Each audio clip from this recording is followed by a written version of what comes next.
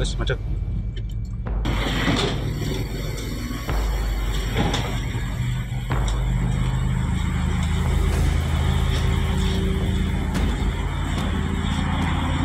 Mas macet dulu.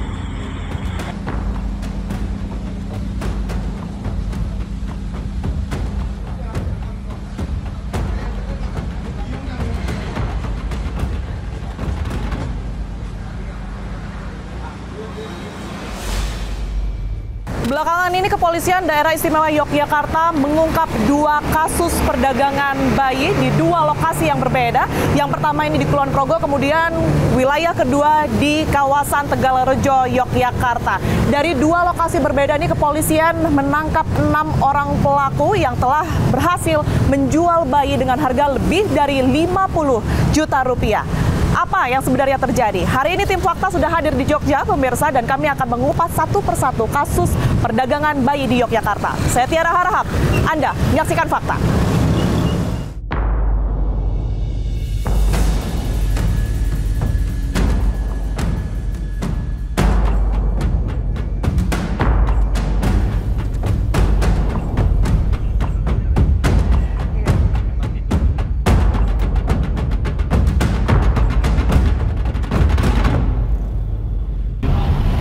Kita saat ini mau mengarah ke satu rumah. Ini alamatnya di Suruh Kalang, Jaten, Karanganyar. Pemirsa, rumah ini adalah tempat yang digunakan oleh salah satu tersangka yang saat ini diamankan di Polres Kulon Progo karena telah melakukan aksi jual beli bayi. Ini orang ya? Belakangnya gimana? Parkir.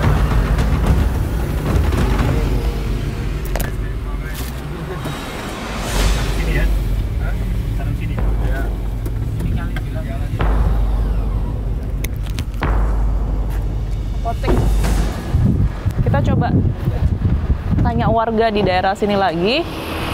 Ada orang situ, Bang? Bentar.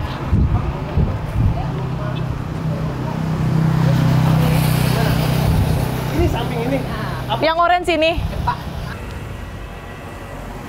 Halo, Pak. Tiara dari Fakta TV One. Pak siapa? Wah, nggak tahu saya.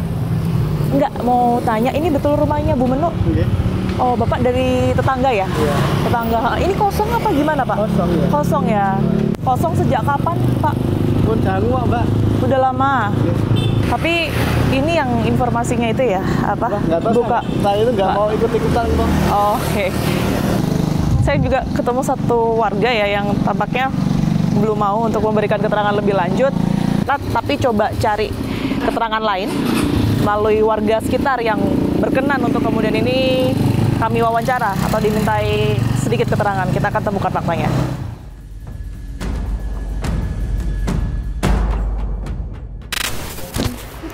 Iya, Mbak. Aku nggak mungkin masuk kan soalnya. Iya. Mbak Dian, jadi ini rumah Mbak Dian. Ini ngontrak aku. Oh. Halo, siapa namanya? Bu Menu sendiri ini emang udah lama ya tinggal di sini ya? Ya. Duluan Mbak Dian atau duluan Bu Menu? Duluan Bu Menu. Aku di sini baru aja, Mbak. Baru aja. Tapi cukup kenal sama Bu Menu ini? Ya, enggak terlalu kenal banget sih. Wong soalnya kan gue ya enggak pernah keluar, aku ya enggak pernah keluar. Cuma jualan tok udah. Orangnya kan tertutup kan, jadi kan nggak pernah cerita apa-apa, nggak pernah. Jadi aku ya nggak pernah tahu itu siapa, itu nggak pernah. Cuma tahu ya warga sini kalau apa aktivitasnya Bu Menu ini setiap harinya apa? Nggak, kalau itu aku ya kurang tahu. Nggak tahu. Termasuk katanya jual beli bayi itu masa warga nggak tahu sama sekali? Nggak tahu. Adopsi sih bahasanya ya, adopsi. Masalahnya aku kan juga kalau tahu gitu ya diem tok, tapi kan nggak pernah tanya itu tamu apa, itu kan ya nggak pernah. Tapi berarti sering ada tamu, Mbak Dian? Ya, nggak sering, nggak sering. Tapi sesekali yang Mbak Dian lihat gitu ya, tamunya ini maksudnya perempuan kah atau gimana? Kan ya terkadang ya pas aku lihat itu ya rombongan. Rombongan? Maksudnya ya bapak, ibu, sama ya keluarga gitu. Tapi enggak sering, Mbak. Aku cuma sekedar tahu, oh itu cuma itu. Jadi kan enggak sering lihat gitu. Iya. Kalau apa ya, satu rombongan atau bahkan mungkin Bu Menunya sendiri gendong bayi gitu sempet lihat nggak? Sama sekali nggak pernah lihat. Atau ibu hamil yang kesini Nggak pernah. nggak pernah sama sekali. Biasanya kalau sebulan itu biasanya berapa? Itu aku udah Yang Mbak Dian pernah lihat iya cuma 1, 2. itu. Tapi sebulan tuh pasti ya Mbak ya? Enggak. Nah tadi yang cerita setelah perempuan itu terus 2 bulan terus ada lagi tuh Ya itu kan orangnya sama. beda. Beda. Perempuan yang Mbak Dian lihat kemarin ada di rumah itu, kalau Mbak Dian lihat perawakan wajahnya tuh tua, muda, mahasiswa atau apa? Ya Sekitaran masih umur berapa? ya kayak aku gini enggak. Orang kan enggak bisa dilihat dari toh wajahnya kan. Nah, Tapi enggak bisa dilihat masih dari muda lah ya. enggak bisa dilihat dari apa wajahnya. Kasih ya Mbak Dian. Nggih. Ya. Kita coba tanya ke ketua RT setempat yang jaraknya nggak jauh ya dari rumah Bu Menu.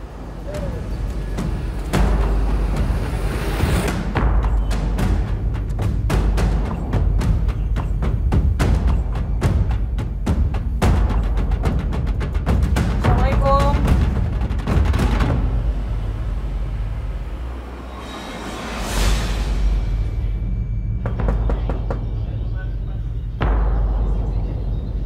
Kita masih nunggu ketua RT. Oh, Pak Mardi. Assalamualaikum Pak Mardi. Tiara dari Fakta TV. Maaf, ganggu nggih. Mau ngobrol-ngobrol aja sama Pak Mardi. Masuk. Oh, di dalam apa di sini aja? Nggak apa-apa Pak. Motor ini dari Sabit. Oh iya, nggak apa-apa Pak Mardi. Datang dari sawah. Iya. Jadi saya datang ke sini sebenarnya mau cari tahu soal Bu Menu. Iya. Tadi sudah dari rumahnya ketemu sama Mbak Dian juga ya, tetangga seberangnya. Tapi kok kayaknya di rumah nggak ada orang, jadi nggak ada yang bisa saya minta izin sama mungkin minta keterangan juga. Gimana Pak aktivitasnya yang selama ini warga tahu atau mungkin Pak RT tahu? Ya, setahu saya itu memang Mbak Menu itu kegiatan Ibu RT itu kurang berjalan gitu. Jadi Sama warga artinya kok sering seperti nggak terlalu banyak agak sosialisasi. tertutup itu Mbak. Agak tertutup. Terus ya saya sendiri ya kurang tahu Mbak. Ya tahu-tahunya itu ada penggerebekan itu. Saya diajak Pak Polisi sana dari Kapolres Kulon Progo. Iya, Kulon Progo. Iya, Kulon Progo. Kerjaannya apa, terus apa aktivitas di dalam rumah itu masa nggak terpantau Pak? Memang dulu pernah Mbak, itu ada anak itu yang mengandung di situ itu loh, itu saya urus di sini.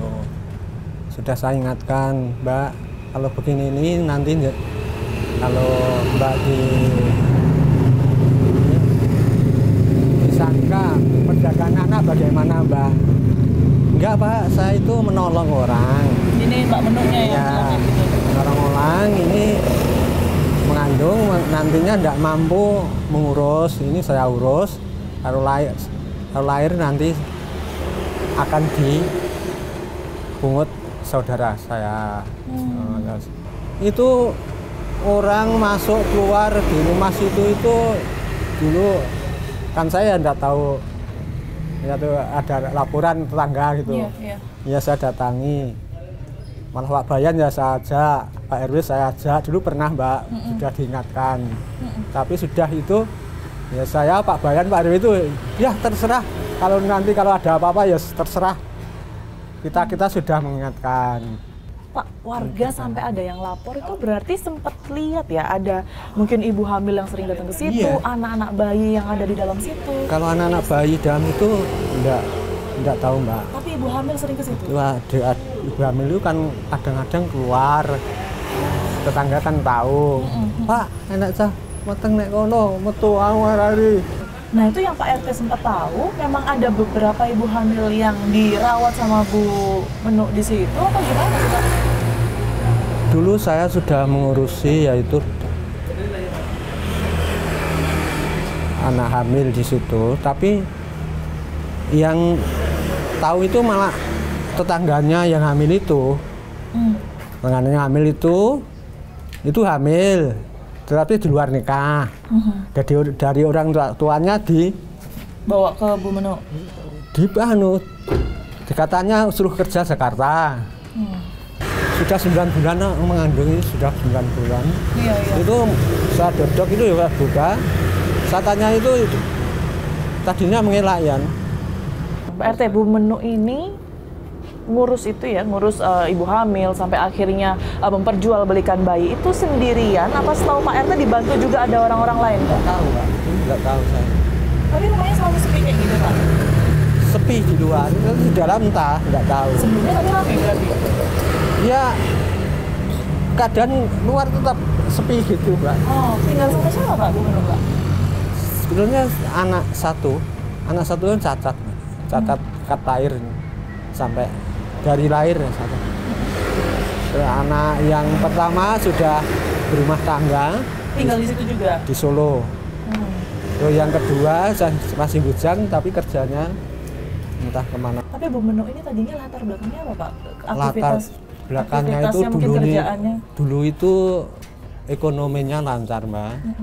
Orang tuanya Mbak Menu sendiri sudah orang mampu, dagang sapi itu loh, orang mampu.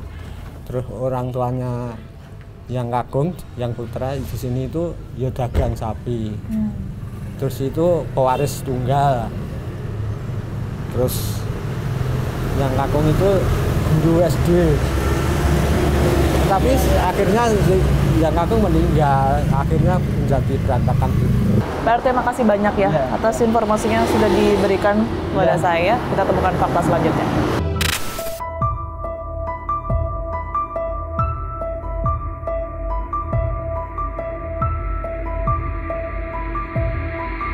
Kami saat ini dari Jogja, perjalanan ke salah satu wilayah di Jawa Tengah.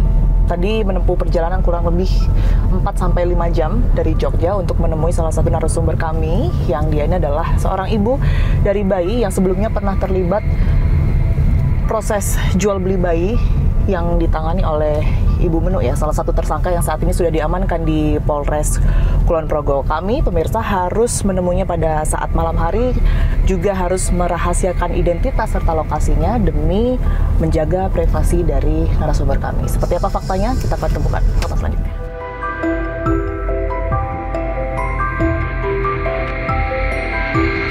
Saat ini saya sudah bersama dengan Mbak Dina, pemirsa. Dina ini adalah nama samaran dan kita akan dengar secara langsung karena yang kami dengar Mbak Dina ini adalah sosok ibu yang kemudian pernah berupaya untuk meminta bayinya untuk diadopsi oleh orang lain dengan imbalan sejumlah uang. Mbak Dina, terima kasih waktunya sudah bersedia untuk kami wawancara. Ada upaya yang pernah kami dengar ya, Mbak Dina ini untuk memberikan bayi yang beberapa waktu lalu ini sudah Mbak Dina lahirkan kepada seseorang, dan ini dengan imbalan uang begitu ya, yang pada saat itu nominalnya cukup besar. Ini ceritanya seperti apa Mbak Dina? Awalnya itu saya mencari adopter untuk mengurus, menyayangi, dan merawat bayi saya karena saya hamil dan belum menikah. Itu memang saya mencari untuk diadopter, bukan untuk dijual. Dan awalnya itu saya juga meminta bahwa jika memang itu bayi saya bisa dibawa oleh orang tersebut, itu nantinya saya bisa ketemu lagi dan bisa mendengar kabarnya. Namun ternyata yang tidak saya ketahui itu ternyata bayi saya dijual. Oke, jadi pada saat itu posisinya Mbak Dina ini nggak tahu ya? Nggak tahu. Bayi itu kemudian dijual? Nggak tahu sama sekali. Pada saat itu kenapa nggak kepikiran mungkin semacam ke Dinsos, bahwa mungkin ada ketidaksanggupan dari Mbak Dina dengan pasangan pada saat itu untuk merawat bayi tersebut? Karena saya tidak tahu cara jalannya ke Dinsos itu. Perjalanan Mbak Dina pada saat itu untuk pada akhirnya menemui Bu Menu ya, dan menyerahkan bayi Mbak Dina pada saat itu seperti apa? Awalnya saya itu mencari adopter di salah satu sosial media, dan lalu Novi itu menawarkan untuk mengadopsi bayi saya. Lalu saya ajak ketemu biar saya yakin juga orangnya benar apa tidak. Ketemu di mana pada saat itu Mbak Dina? Di kos Di kos-kosannya Mbak Dina? Ya. Di mana itu kotanya? Surabaya. Di Surabaya. Oke, selanjutnya? Lalu saya udah ketemu orangnya, saya yakin kalau dia orang baik, dia orang benar. Terus nantinya saya juga akan bertemu lagi sama anak saya. Tapi ternyata itu anak saya dijual. Bulan apa itu Mbak Dina komunikasi dengan Mbak Novi? Oktober kurang lebih. Oktober tahun ini ya. Ya, Pada saat itu Novi ini mengakunya sebagai apa? mengaku sebagai ibu rumah tangga yang sudah lama menikah dan belum mempunyai anak. Dan Mbak Dina pada saat itu menemukan akun tersebut ini secara acak kah? Atau sebelumnya sudah pernah komunikasi dengan akun-akun lain misalnya? Tidak, sebelumnya itu saya dicat sama si akun tersebut untuk menawarkan diri untuk mengadopsi anak saya. Setelah ketemu di bulan Oktober, pada saat ketemu itu Mbak, usia kehamilannya berapa bulan? Kurang lebih 7-8 bulan. 7-8 bulan. Dan sekitar 1-2 bulan kemudian Mbak Dina melahirkan. Melahirkannya di Surabaya atau di mana? Di Surabaya. Di Surabaya. Sudah dijagakah oleh pihak Mbak Novi atau seperti apa? Tidak, saya lahiran baru dijemput bayinya. Oke, jadi mohon maaf, itu lahiran dan bayi dijemput itu di hari yang sama? Iya, di hari yang sama. Bagaimana ceritanya sampai pada akhirnya Mbak Dina tahu bahwa bayi itu kemudian dijual? Sebelumnya saya sudah menyerahkan bayi saya, lalu saya kembali ke kosan, dan beberapa hari kemudian saya dijemput sama Polres Kulon Progo. Oke, dijemput. Yang diinformasikan ke Mbak Dina ini apa oleh pihak Polres? Diinformasikan jikalau anak saya itu dijual. Jadi Mbak Dina ini nggak sempat komunikasi sama Bu Menu dan yang lain-lain ya? Saya hanya ketemu sekali itu waktu si Novi sama driver ke kosan saya. Itu langsung ketemu sama Bu Menu? Ya, Apa perbincangan waktu itu Mbak Dina? tidak ada, cuma Bu Menu itu mengusap perut saya aja. Ada tidak mungkin nominal tertentu ya yang kemudian diminta oleh mereka kepada Mbak Dina? Hanya ini, memberikan uang perawatan habis persalinan itu, sama uang persalinan. Berapa juta waktu itu? 7. 7 juta? 7 juta itu sudah sama uang persalinannya? Ya, Artinya persalinan itu bukan ditanggung mereka gitu ya Mbak? tidak. Semuanya Mbak Dina gitu ya? Ada semacam surat-surat yang mungkin Mbak Dina tanda tangani nggak waktu itu? Saya disuruh membuat surat pernyataan jikalau nanti bayinya tidak akan diminta lagi, begitu. Dan pada saat itu Mbak Dina memang bersedia? Iya, karena saya yakin kenapa mereka sampai seperti itu, berarti mereka sayang, begitu. Ternyata tidak. Apa yang kemudian ini muncul di pikiran dan hati Mbak Dina setelah bayi yang baru saja Mbak Dina lahirkan begitu ya, itu di depan mata Mbak Dina harus diserahkan ke orang lain untuk diadopsi begitu. Apa Mbak yang terjadi pada saat itu? Sebenarnya saya ingin merawat sendiri, tapi saya takut sama orang tua karena belum menikah itu. Pada saat itu kekasih Mbak Dina ini ikut menemani kah atau seperti apa? Iya, sama saya. Pada saat persalinan? Iya, Oke, tapi keluarga pada situ nggak tahu ya? tidak tahu sama sekali. Nggak tahu sama sekali. Oke, terakhir Mbak Dina, mungkin ada yang mau disampaikan karena saya yakin Anda sebagai ibu ini juga melalui proses yang panjang ya, sampai Anda sempat terpisah dengan bayi Anda sampai akhirnya bisa kembali dan bahkan bayi Anda ini sempat dijual. Ada yang ingin disampaikan Mbak Dina? Untuk semuanya aja, terutama untuk para ibu-ibu atau orang yang mungkin mengalami seperti saya, jangan percaya apa yang dilihat di sosmed, itu aja. Baik, Mbak Dina, terima kasih banyak waktunya sudah berkenan bercerita bersama saya. Sehat selalu. Kita temukan fakta selanjutnya.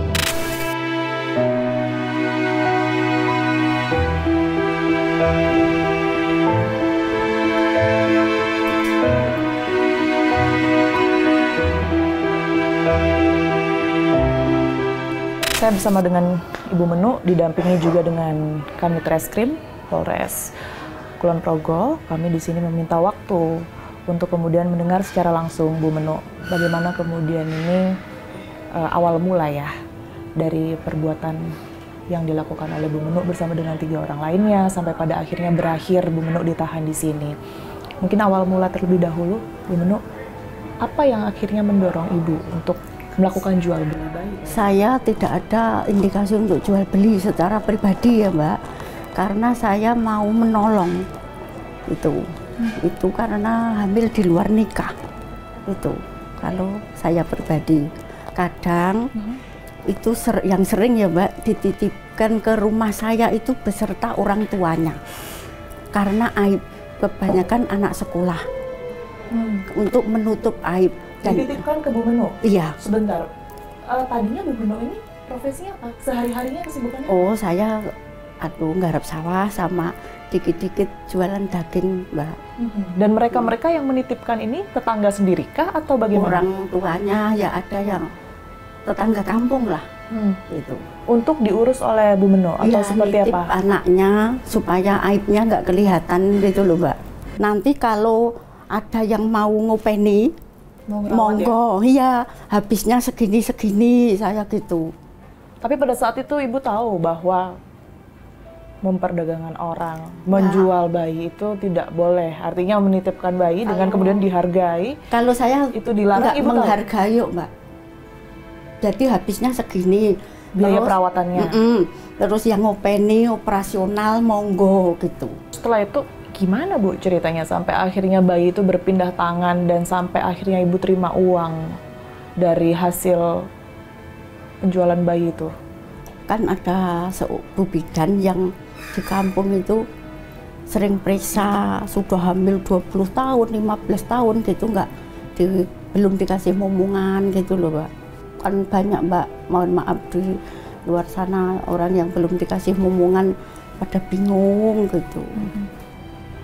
Iya, yang pesen kan lewat bidan biasa kan, orang belum punya anak periksa, kalau orang-orang desa periksa di bidan kayak gitu tuh Mbak.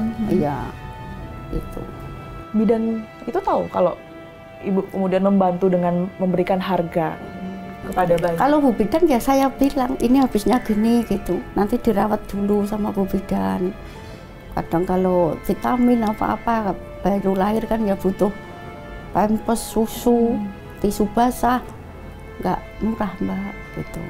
Setelah Bu Menu ya, saya akan juga mewawancarai Agung.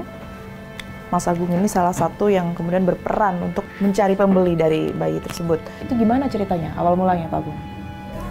Awal mulanya itu si Ibu Menu mempunyai bayi, komunikasi sama saya, ini ada bayi, siapa yang mencari gitu, adopsi atau merawat itu, terus saya main di Facebook. Tahun berapa itu?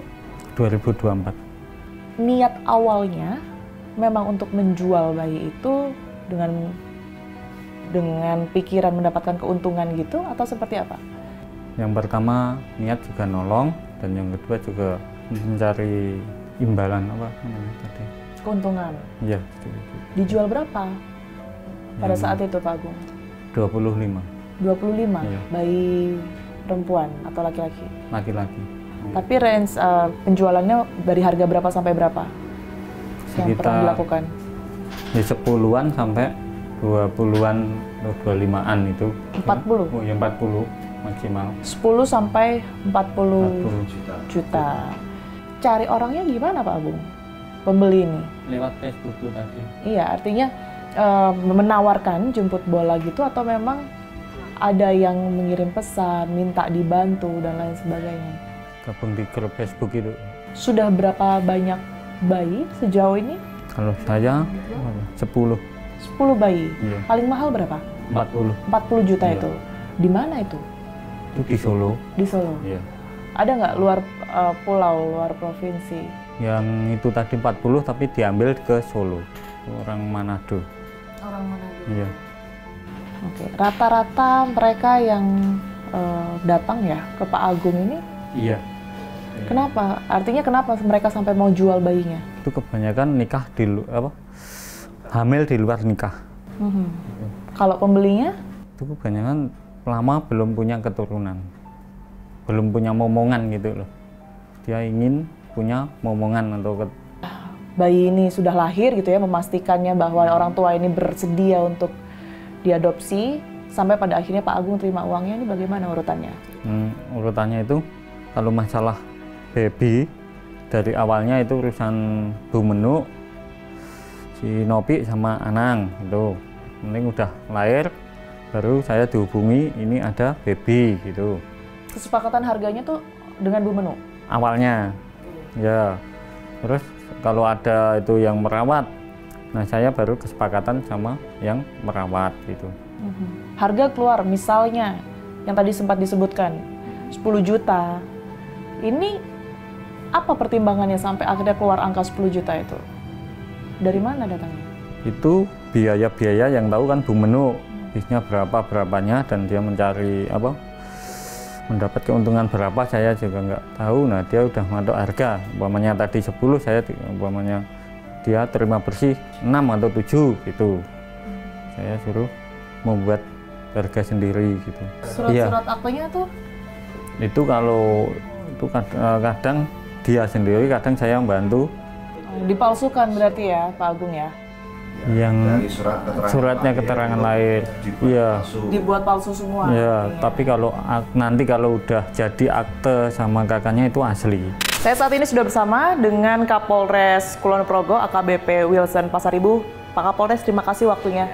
Sebenarnya kronologi kejadiannya seperti apa? Mulai kapan mereka mencoba untuk menawarkan bayi-bayi ini, bagaimana caranya hingga diterima oleh pembeli begitu ya? Berhasilnya kepolisian Polres Kulon Progo dalam hal ini Satreskrim kita itu mendetek ada salah satu akun di platform tersebut yang kita curigai ini aktivitasnya mencurigakan. Apa yang terdeteksi oleh kepolisian pada saat itu? Seperti sebuah kegiatan-kegiatan jual beli ataupun adopsi ya, bukan jual beli tetapi adopsi, berpura-pura mengadopsi anak. Nah, dan kemudian di akun itu juga mereka juga berpura-pura sebagai pemberi fasilitas untuk memberikan adopsi anak. Bila berhasil mereka ambil bayinya dan kemudian menjual di salah satu platform bernama Askanara. Terima kasih Pak Kapolres atas waktunya dan juga penjelasannya. Tentu kita harapkan kejadian serupanya tidak terjadi lagi di Yogyakarta, khususnya di Kulon Progo, begitu ya. Sekali lagi terima kasih. Kita temukan fakta selanjutnya.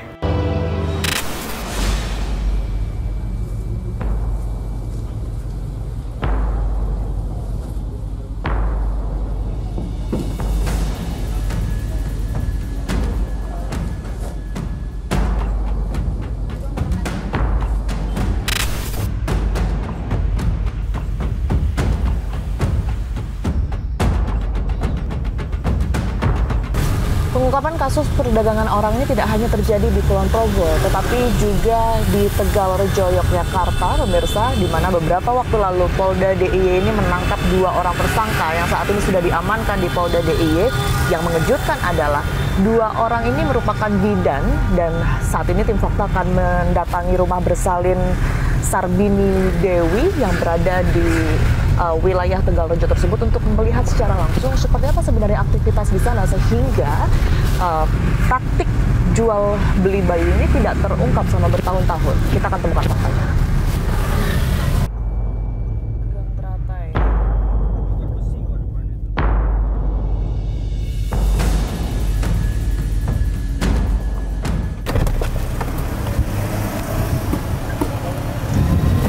Oh, ada orang sih tadi. Di atas ada orang. Kita sudah sampai ya, ini di Gang Teratai, daerah Tegalrejo, sesuai dengan alamat yang kami terima. Bangunan di depan saya ini pemirsa, bangunan 2 lantai yang tertutup pagar cukup rapat ini adalah bidan atau rumah bersalin Sarbini Dewi. Memang kalau dilihat lagi-lagi, jika kita bandingkan dengan yang di Kulon Progo kemarin, ini nyaris sama ya, tidak ada tulisan yang kemudian ini tertulis menandakan bahwa ini rumah bersalin, begitu. Tapi informasinya sebelumnya ini memang terpasang. Dari kejauhan pada saat turun dari mobil tadi, saya sempat melihat ada orang di atas. Seharusnya ada yang kemudian ini bisa kita mintai keterangan ya. Permisi.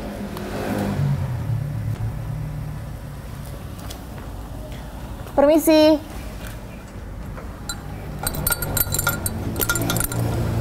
Kalau saya sedikit lihat dari sini, itu emang ada tulisan buka ya. Jadi bisa jadi itu adalah penanda pada saat mereka masih berjalan operasionalnya untuk menandakan pasien-pasien yang bisa masuk pada saat jam operasional. Di dalam ini juga selayaknya klinik pada umumnya, ada tempat duduk untuk menunggu, 4 kursi di dalam, tidak ada kendaraan yang terparkir, kosong. Kalau di lantai 1 ini tampak sepi sebenarnya pemirsa, tapi jauh di atas tadi saya sempat lihat orang sih. Iya kan? Mbak, tadi aku lihat juga dari mobil. Assalamualaikum. Mbak, permisi, assalamualaikum. Ini ada.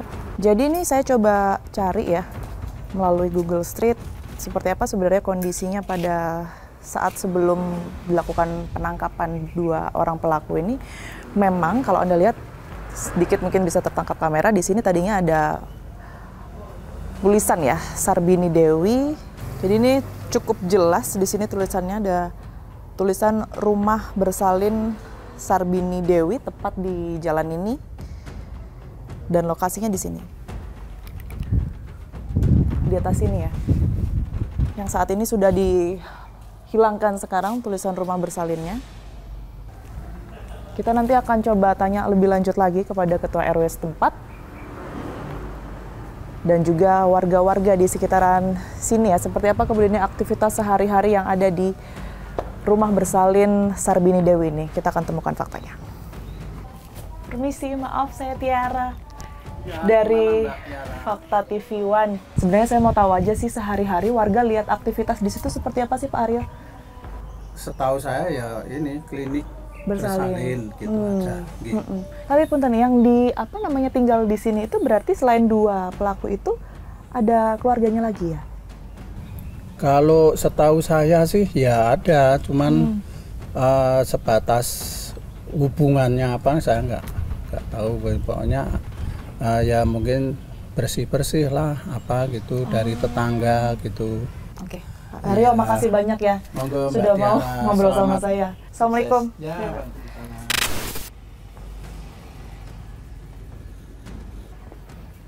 Mas, permisi. Maaf mau nanya, rumah Pak RW yang mana ya? Oh ini. Oke. Ya, makasih Mas. Kak Afandi, betul ya? Saya Tiara Pak dari Fakta TV One. Izin ngobrol sebentar, mau nanya soal Sarbini Dewi. Kalau dari Pak RW Jabat itu memang sudah ada bidan itu ya Pak ya? Sudah. Taunya ini memang tempat bersalinkah, memang bidan atau dari warga ini sebenarnya ada kecurigaan Pak RW? Kalau warga sini yang ngertinya tempat bersalin dan dia seorang bidan. Iya. Sepengetahuan saya dan warga sini yang ngertinya di sana ya tempat bersalin dan suka menolong orang yang, kalau yang warga sini kan tidak terlalu banyak juga yang bersalin di sana. Oh, banyaknya dari luar ya Pak RW ya? Ya ada yang di luar, kalau banyak apa enggaknya ya saya kurang begitu paham. Cuma ya dari warga ya ada, ya dari luar juga ada. Tapi pernah dengar nggak mungkin ya itu tadi ya, bantu untuk sebagai perantara adopsi, mencari orang yang mungkin membutuhkan, dalam hal ini membutuhkan bayi ya, dan juga sebaliknya membantu mereka yang nggak menginginkan bayi itu untuk dirawat sementara gitu. Kalau adopsi Saya secara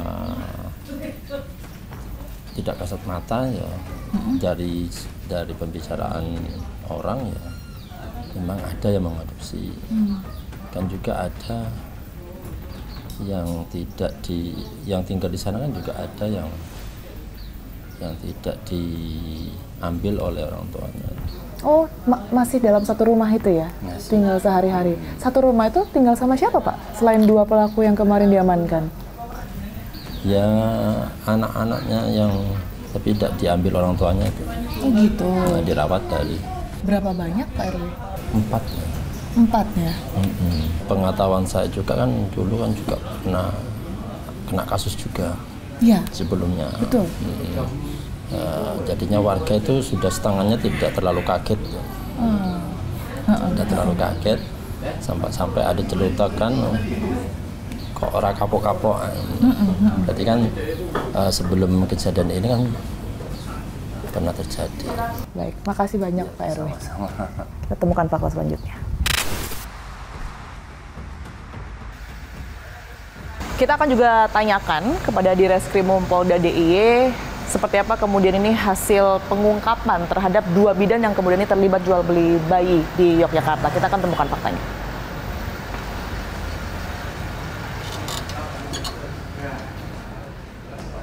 Saya sudah bersama dengan Direskrimum Polda DIY, Kombes Pol FX Aryadi. Pak Dir, terima kasih waktunya untuk fakta. Kemarin dari Polda sendiri sudah berhasil mengungkap 2 tersangka ya Pak ya, yang kemudian diketahui adalah bidan sebagai pelaku jual beli bayi. Ini seperti apa kronologinya Pak Dir? Jadi kronologisnya bahwa kami menerima informasi terkait adanya praktek jual beli gitu ya di daerah istimewa Yogyakarta. Lalu tim kami turun ke lapangan, kemudian mencari informasi yang ada, dan pada awal bulan Desember kami menerima informasi adanya transaksi bayi dengan umur 1,5 bulan dan dengan harga 55 juta.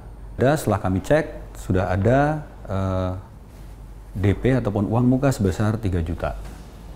Dari beberapa data yang kami dapatkan juga di TKP, ternyata ada data-data surat penyerahan dari orang tua bayi kepada si 2 tersangka ini, ada 66 dokumen gitu ya. Jadi disimpulkan bahwa telah terjadi 66 transaksi jual beli bayi. Mereka ini melakukan proses jual beli bayi ini sejak kapan Pak Dir? Dari data yang kita dapat dari dokumen penyerahan bayi tersebut dari tahun 2010 sudah ada. Sudah 14 tahun ya? Ya. Gitu. Dan dua-duanya terkonfirmasi mereka profesinya ini adalah bidan? Berdasarkan data dan identitas daripada 2 tersangka ini, mereka bidan.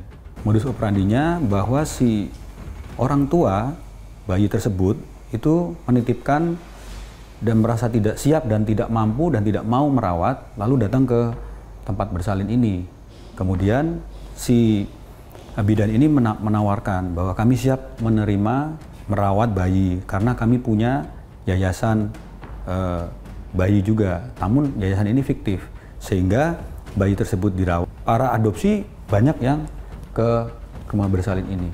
Termasuk yang kami tangani ini kan sebenarnya si orang tua ini itu dari Semarang. Sebaran yang kemudian ini membeli bayi tersebut ini dari mana saja Pak Dir? Atau hanya di lingkup Yogyakarta aja? Mengadopsi ya, mengadopsi dari luar Jogja, dari seluruh Indonesia ada. Seluruh Indonesia? Ya. Terjauh mungkin? Datanya di Papua ada. Untuk surat-surat yang kemudian ini harus dimiliki oleh bayi tersebut saat lahir ini seperti apa Pak Dir? Apakah itu juga dipalsukan kah atau bagaimana?